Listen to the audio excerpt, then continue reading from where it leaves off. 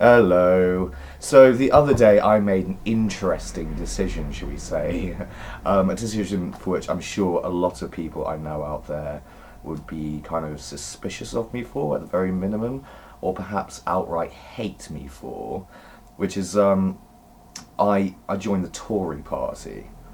Yeah, I became a card-carrying member of the Conservative Party, and in addition to also being a member of the Labour Party, the Green Party, the Libertarian Party, and that's it, I think, yeah. I also want to join class war because I like the idea of being in class war, frankly. But yeah, I joined the Tory party for, well, various reasons. I think what I was trying to aim for is trying to influence them to meaningfully change drug legislation, since they have a very large share of the vote, of course. They're a very powerful force in British politics.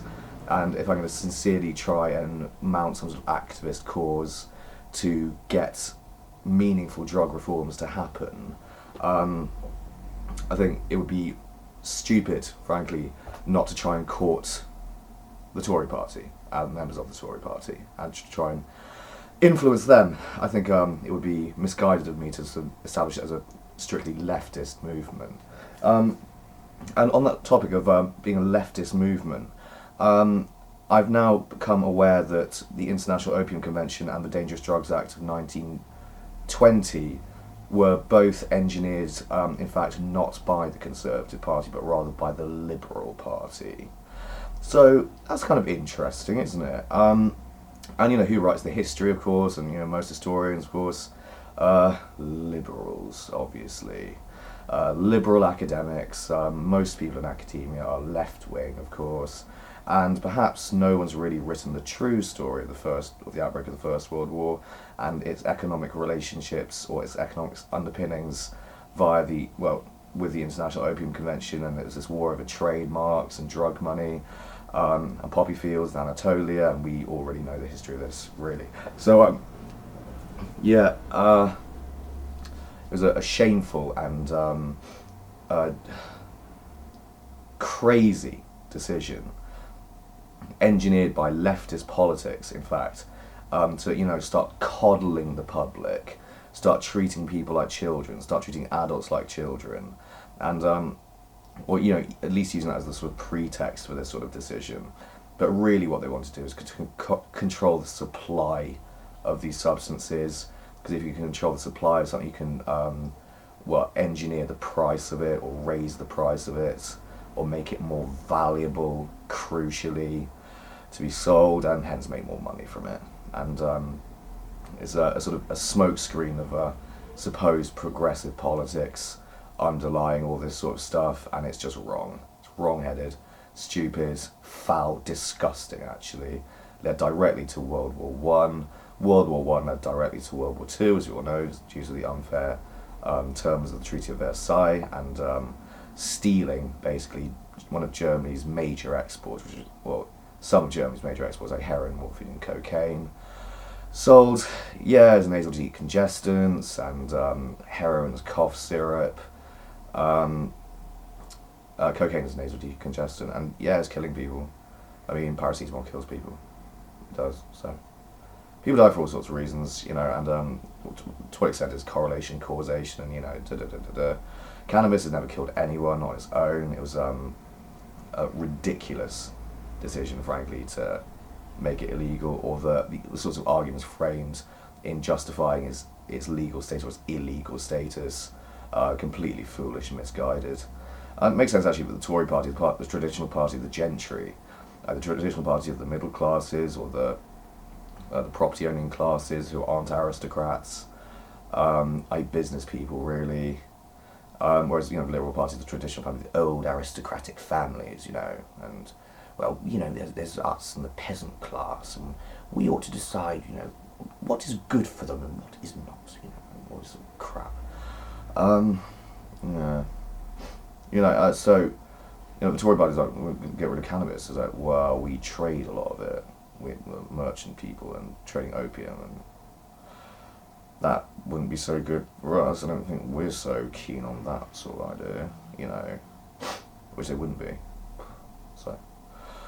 So yeah, I am a Once again, a little Tory boy. Oh, aren't we the worst? Ha ha.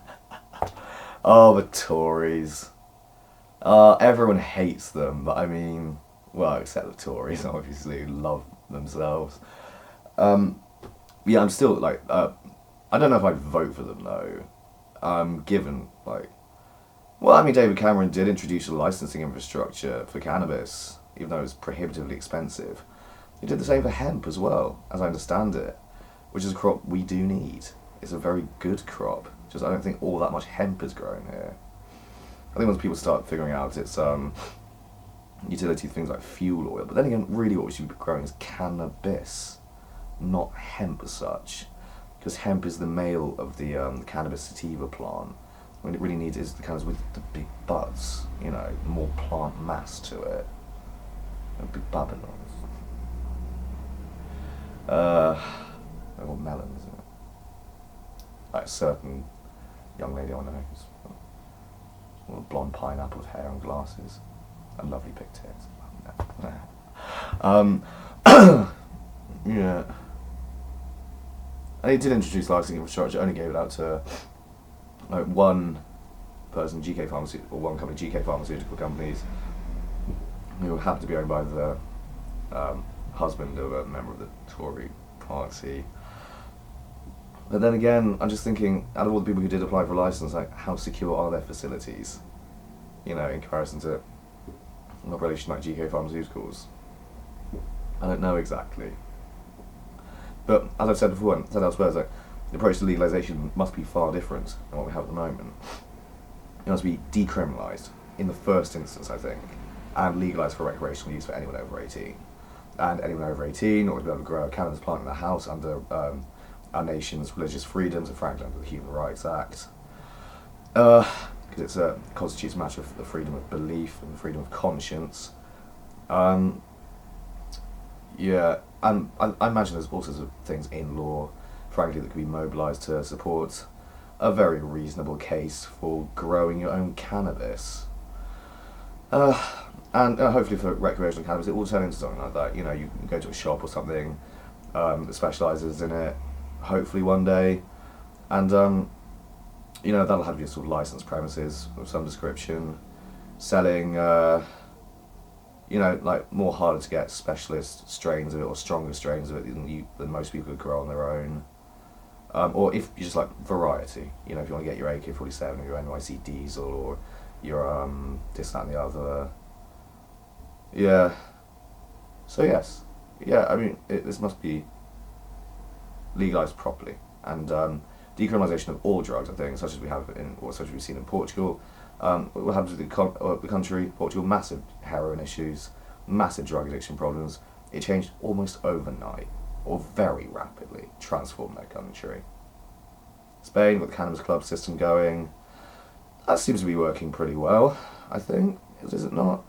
I am going to Barcelona and buying some pretty nice hash just from a couple of teenagers on the street. Just go round to the want some hash. I'm like, yeah, okay.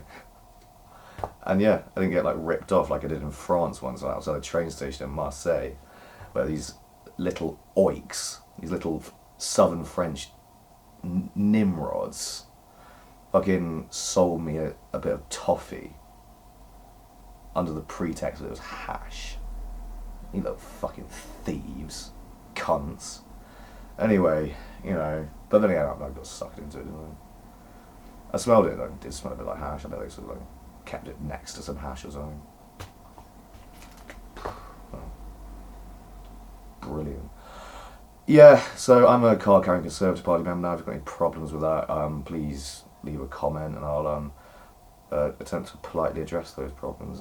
And also, I'm not happy also voting Labour anymore, because they made fresh magic mushrooms illegal and they raised cannabis from a Class C to a Class B drug, which unleashed havoc in the poorer parts of the United Kingdom, which the Labour Party is meant to support, by introducing synthetic cannabinoids in, you know, flocks into lower quality weed, and the epidemic of spice, which is, you know, ruinous to the poorest of the poor in Britain, and that is really disastrous for your mental health. and it's infected prisons as well, unfortunately. Whereas, frankly, there should just be a trade in cannabis tolerated in prisons. Or there should be like a shop selling it in prisons. I mean, the point in prison is like you could keep dangerous people, locked in a building so they can't go out and like kill people or whatever. I don't see why we shouldn't pacify them a bit with some cannabis. Or hash or what have you. It just seems cruel, you know. And like, let have the internet, let have iPads, like why not? Really, why not? Go down like on violence in prison, protect prison officers, you know? Keep them a bit safer. Plus, like, a prisoner might be able to sort of apply themselves to, I don't know, a bit of online research or something into this, that and the other, and like start writing about whatever. You know, I mean, and publishing like a blog or what have you. You know, it'd be good. It'd be very, very good for them, I think. If you want to push the education element of things. Yeah, it's crazy, you know, there's Hamlock things. And I think a lot of this actually sort of, this cruelty and punishment, this actually comes from liberals. Is it Jeremy Bentham who came up with the idea of the panopticon? Was he not a liberal thinker in the Enlightenment, the 18th century? I'm relatively certain he was. I'm just going to quickly look it up though. Oh, don't do this, you horrible computer. You're a bastard, come on. Oh, I don't like you. Your mum doesn't like you either. You know, your mum, Apple. It's a MacBook, yeah. Come on.